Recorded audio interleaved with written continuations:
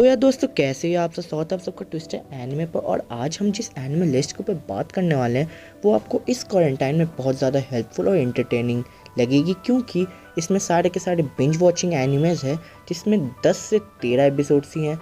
तो यार आप शुरू करते बिना कोई टाइम वेस्ट किए, तो यार 10वें नंबर पर जो आता है वो है the devil is a part timer. इसके टोटल 13 एपिसोड्स है और इसकी रेटिंग 7.9 की है। अगर आपको कॉमन इसेकाई को छोड़ के कुछ नया चाहिए तो ये एनिमे आपके लिए है, क्योंकि इसमें अपना जो मेन कैरेक्टर है सदाओ माओ, वो बेसिकली एक डीमन किंग होता है और वो एंटे इसला को कॉन्कर करना चाहता है, but due to some reasons उसके 3 जनरल में से 2 जनरल लास्टली किल हो जाते हैं बैटल में। अब उसको इस्केप करना होता है कोई पोर्टल के थ्रू। अब जो वो पोर्टल से जाता है वो एक मॉडर्न जापान में पहुंच जाता है। अब बेसिकली आपको भी पता है कि कहीं पे भी सरवाइव करने के लिए आज के ज़माने में पैसे चाहिए, तो वो एक पार्ट टाइम जॉब लेता है मैकडोनल्ड में। आप सही समझे, ये मैकडोनल्ड का ही एक फेक वर्जन या फिर कुछ भी डुप्लीकेट वर्जन आप बोल लो। तो वहाँ वो पार्ट टाइम जॉब करता है, लेकिन जो अपनी मेन कैरेक्टर होती है, जो कि हीरो होती है, जिसका नाम एमिलिया होता है, वो भी इस वर्ल्ड में आ चुकी है। अब आपको इन दोनों के बीच में जुगलबंदी देखने में बहुत मज़ा आएगा। आपको ये पता चलेगा कि जो कि डीमन लॉर्ड है उसकी आइडल्स क्या हैं और उसका जो पूरा का पूरा बॉडी स्ट्रक्चर है वो अब ह्यूमन में चेंज हो चुका है। तो बेसिकली आज के ज़माने में मैजिक नहीं एग्जिस्ट करती, तो उसके पास भी मैजिक नहीं है। आपको बहुत मज़ा आएगा ये एनिमे देखने में। तो यार आते हैं 9वें नंबर पर। 9वें नंबर पर जो आता है वो है टोक्यो मैग्नीट्यूड 8.0। इसके टोटल 11 एपिसोड्स हैं और इसकी रेटिंग 8.1 की है। अगर आपको एक नेचुरल कैलामिटी या फिर ट्रेजेडी वाली वेल प्लॉटेड स्टोरी चाहिए तो टोक्यो मैग्नीट्यूड 8.0 आपका दिल छू लेगी। इसका सीधा सीधा रीजन इसके कैरेक्टर्स है, जिनकी connected life through all this 11 episodes आपको अपने भाई बहन के बहुत करीब लेके आ जाएगी। इसकी स्टोरी कुछ ऐसी है कि अपने मेन कैरेक्टर्स मिराई एंड यूकी एक रोबोट एग्जीबिशन में जाते हैं अपने समर वेकेशंस पे। मिराई हमेशा अपने भाई यूकी से इरिटेट होती है एंड यूकी अपनी बहन को बहुत प्यार करता है। बट ट्विस्ट तो तब आता है जब टोक्यो में 25 किलोमीटर तक अर्थक्वेक आता है, जिसके वजह से पूरा का पूरा शहर तबाही में आ जाता है। अब Mirae and Yuki along with मारी, जो इनकी माँ की एज की होती है, कैसे अपने घर तक इस तबाही में जाएंगे। ये जर्नी ये देखते देखते आप बहुत इमोशनल हो जाओगे। मैं इसे बहुत ज़्यादा रिकमेंड करता हूँ क्योंकि इसकी स्टोरी एक्चुअल में बहुत अच्छी है। तो यार आते हैं अपने 8वें नंबर पर। 8वें नंबर पर जो आता है वो है no game no life.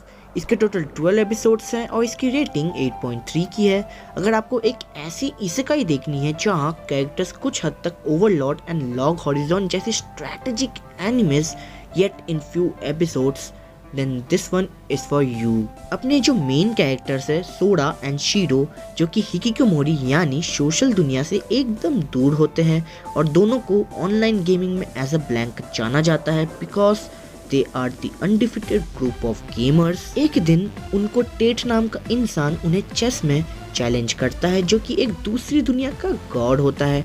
Soda and shero जीत जाते हैं and Tet offers them a world with only game setting. और बात इनकी strategic yet overpower life in gaming world शुरू हो जाती है। ये बहुत ही ओवरपावर्ड कैरेक्टर्स में से एक आते हैं, तो यार इसको ज़रूर चेकआउट करना। तो यार आते हैं अपने 7वें नंबर पर। 7वें नंबर पर जो आता है वो है एंजल बीट्स। इसके टोटल 13 एपिसोड्स है और इसकी रेटिंग 8.2 की है।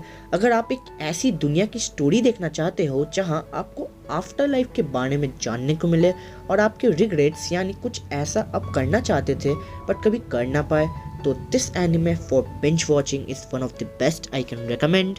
इसकी स्टोरी एक आफ्टर लाइफ फैंटेसी दुनिया में बेस्ड है जहां यूजुरू ओतोनाशी, जिसको अमनेशिया होता है और उसको अपने पिछले लाइफ के बारे में कुछ भी नहीं पता। After that he meets a girl named Yuri Nakamura, जो इसको आफ्टर लाइफ ग्रुप में इनवाइट करती है एंड कहती है इस दुनिया की एनिमी जिसका नाम एंजल होता है, वो सुपरनैचुरल पावर्स, उससे लड़ना है।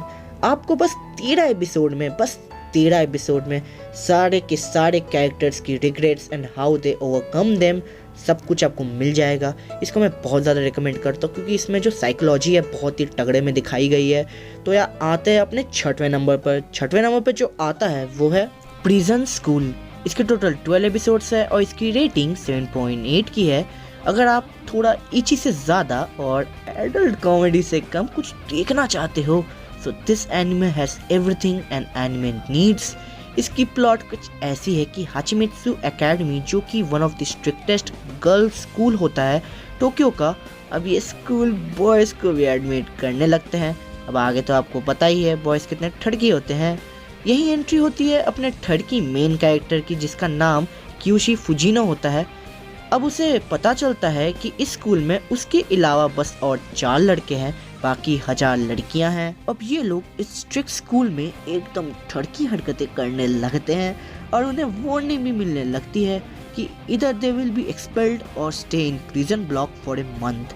अब ये सब जिस हिसाब से पनिशमेंट्स को विद एडल्ट कॉमेडी में झेलते हैं, ये देख के आप हंसते हंसते रह जाओगे, क्योंकि इसमें बहुत तगड़े में कॉमेडी दी हुई है विद एडल्ट कॉमेडी। एंड आप बोल सकते हो ये पैरोडी टाइप की एनिमे भी है। तो यार इसको हाईली मैं रिकमेंड करता हूँ। तो यार आते हैं अपने 5वें नंबर पर। 5वें नंबर पर जो आता है वो है अनोहाना। इसके टोटल 11 एपिसोड्स है और इसकी रेटिंग 8.5 की है। तो आपको समझ में आ ही रहा होगा कि इसकी रेटिंग कितनी हाई है। और आप इस क्वारंटाइन में कुछ इमोशनल येट रोमांटिक चीज़ देखना चाहते हो, then you should really watch Anohana. इसकी कहानी कुछ ऐसी है कि 6th ग्रेड के 6 दोस्त होते हैं जो कि चाइल्डहुड फ्रेंड्स भी होते हैं।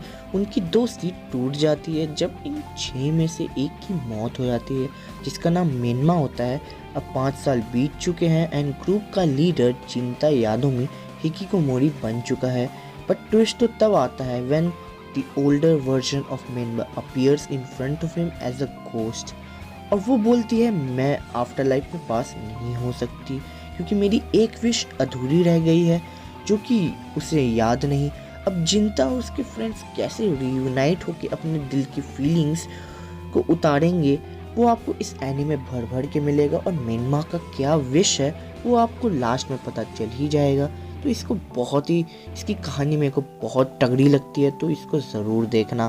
तो यह आते हैं अपने 4थे नंबर पर। 4थे नंबर पर जो आता है वो है वायलेट एवरगार्डन। इसके टोटल 13 एपिसोड्स हैं और इसकी रेटिंग 8.6 की है। अगर आप एक beautiful animation including a plot with so much heart touching elements खोज रहे हो, then Violet Evergarden has to be your choice. इसकी स्टोरी वायलेट एवरगार्डन की है, एक यंग गर्ल जिसे बस वर्ल्ड में एनिमीज को मारने के लिए रेस किया गया है। अब क्योंकि उसको लड़ने के अलावा कुछ नहीं पता था, उसी वक्त जब वर्ल्ड अपने लास्ट पार्ट में था, वायलेट का सबसे क्लोजेस्ट इंसान मरने से पहले उसे कुछ ऐसा बोलता है जिस फीलिंग्स के बारे में वायलेट को कुछ नहीं पता होता। अब वायलेट अपनी इंजरी से रिकवर हो गई है, पर उसे ये पता चलता है कि वर्ल्ड हैज़ एंडेड एंड अब वो एक नई लाइफ ऑटो मेमोरी डॉल्स पे शुरू करती है। एन ऑर्गेनाइजेशन जहाँ लोग अपने थॉट्स बता के पेपर में टाइपराइटर के थ्रू छाप सकते हैं। अब वायलेट कैसे दूसरों की फीलिंग्स को समझती है और अपने आप को सेल्फ डिस्कवर करती है, ये आपको एनिमेशन के थ्रू और स्टोरी लाइन के थ्रू बहुत तगड़े में पता चलेगा। तो इसको मस्ट वॉच ये एनिमे है, तो यार इसको ज़रूर देखना। तो यार आते हैं अपने 3रे नंबर पर। 3रे नंबर पर जो आता है वो है प्रॉमिस्ड नेवरलैंड। इसके टोटल 12 एपिसोड्स है और इसकी रेटिंग 8.7 की है। अगर आप एक मिस्ट्री थ्रिलर एनिमे को देखकर अपना सस्पेंस लेवल बढ़ाना चाहते हो, तो यार इसे तुम लोग देख ही लो। वैसे तो इसकी सेटिंग 2045 साल की है, जहां एम्मा 11 साल की ऑर्फन एक ऑर्फनेज में रहती है विद 37 अदर्स और एक केयर टेकर जिसका नाम इजाबेला होता है। इनके पास सब कुछ होता है, खाना, कपड़े, दोस्त एंड प्यारी सी केयर टेकर। इनके एग्जाम्स भी होते हैं। अब Emma along with his 2 best friends Ray and Norman हमेशा टॉप आते हैं। कितनी सिंपल है ना लाइफ इनकी। But wait, here comes the twist. जब एक रात 38 ऑर्फन्स में से कोनी को एडॉप्शन के लिए भेजा जाता है और एम्मा एंड नॉर्मन फॉलो कर ये देखते हैं कि Connie is dead and human flesh as a meat बेचा जाता है एक अलग स्पीसी को जिन्हें डीमन भी बोलते हैं। अब ये लोग ग्रीनफील्ड हाउस से कैसे भागेंगे when they are just 11 years old, ये आपकी साइकोलॉजी को पूरा ब्लास्ट कर दे, क्योंकि इसकी स्टोरी बहुत ज़्यादा अच्छी है। तो यह इस तो मस्ट वॉच है, तो इसको ज़रूर देखना। तो यह आते अपने 2रे नंबर पर। 2रे नंबर पर जो आता है वो है डेविलमैन क्राई बेबी। इसके टोटल 10 एपिसोड्स है और इसकी रेटिंग 7.9 की है। अब बहुत लोगों को ब्लड शेड, खून खराबा वाली डेंस एनिमे पसंद है उनके लिए ये एक best choice for binge watching हो सकती है। इसकी स्टोरी अकीरा फूडो, जो कि एक्चुअल में वीक होता है, क्राई बेबी होता है, वीक हार्टेड होता है। अब जब उसका बचपन का दोस्त रियो असुका उसे हेल्प मांगता है कि डेविल्स का रहस्य को खोजते हैं, तब अकीरा विदाउट एनी हेजिटेशन मान जाता है। अब वो लोग ऐसी जगह पहुंच जाता है जहां डेविल्स ही डेविल्स होते हैं। एंड जब अकीरा का बेस्ट फ्रेंड मुसीबत पे होता है, वो आमन के साथ मर्ज होकर डेविल मैन बन जाता है एंड सारे डेविल्स को हरा कर अपने दोस्त को बचा लेता है। But being a devil man and having a cry baby heart, वो कैसे अपने दोस्त के साथ इस ब्लडशेड वाली डेविल्स को हरा कर ह्यूमैनिटी को बचाएगा, ये देखकर आपके रोंगटे खड़े के खड़े हो जाएंगे। तो इसको ज़रूर देखना। तो यह आते हैं अपने पहले नंबर पर जो आता है वो है इरेज्ड। इसके टोटल 12 एपिसोड्स है एंड इसकी रेटिंग 8.4 की है। अब देखो दोस्तों, हम सबको कंप्लीट एनिमे चाहिए होती है and erased have everything, drama, romance, science fiction, time travel, mystery, सब कुछ। द स्टोरी फॉलोज सातोरू फुजिनुमा, एक यंग लड़का जिसके पास एक एबिलिटी होती है जिसे ये रिवाइवल बोलता है, which sends him back in time जब कुछ लाइफ थ्रेटनिंग हो रहा होता है, सो डैट वो उसे चेंज कर सके। अब जब सातोरू की माँ का मर्डर हो जाता है, तब वो अचानक से 18 साल पीछे चला जाता है as an elementary schooler in Hokkaido. अब उसे ये चांस मिलता है कि वो अपने माँ को बचाने के साथ साथ 18 साल पहले 3 चाइल्डहुड फ्रेंड्स का किडनैपिंग रोक सके, जिसमें 2 लड़का और एक लड़की की मौत हो जाती है। ये एनिमे आपको सस्पेंस से भरा मिलेगा, आपको सब कुछ मिलेगा।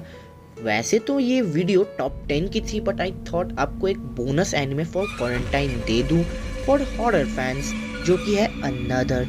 इसके टोटल 12 एपिसोड्स है एंड इसकी रेटिंग 7.6 की है। इसकी स्टोरी एक्चुअल में शुरू होती है 1972 में, जब मिसाकी एक popular student of Yomiyama North Middle School की क्लास 3 की अचानक स्कूल ईयर के बीच में ही मर जाती है। अब सब इतने ज़्यादा शॉक हो जाते हैं कि टीचर्स एंड स्टूडेंट्स ये प्रिटेंड करने लगते हैं कि मिसाकी इज अलाइव, जो कि एक स्ट्रेंज फेनोमेना को पैदा कर देता है ग्रेजुएशन फोटो में। अब स्टोरी प्रेजेंट में आती है जब कोएची साकाकीबारा ट्रांसफर होता है सेम योमियामा के 3 क्लास में, जहां वो मेन मिसाकी से मिलता है, एक ऐसी लड़की जिसे क्लासमेट्स एंड टीचर्स इग्नोर करते हैं। अब क्लास में एक स्ट्रेंज फिनोमेना शुरू होता है जहां उस क्लास के स्टूडेंट्स एंड टीचर्स के रिलेटिव्स या फिर वो लोग खुद मरने लगते हैं। अब मिसाकी एंड कोएची मिलके सोचते हैं कि ये शायद 1972 का फिनोमेना है, तो वो लोग इसको खोजने निकल पड़ते हैं। आपको इसमें हॉरर के साथ मिस्ट्री बहुत कमाल की मिलने वाली है, तो इसको ज़रूर देखना। होप सो आपको इस क्वारंटाइन में बिंज वॉचिंग के लिए ये एनिमे बहुत अच्छी लगी होंगी। तो यार मिलते हैं किसी और दिन किसी और टॉपिक के साथ, तब तक के लिए सायो नारा।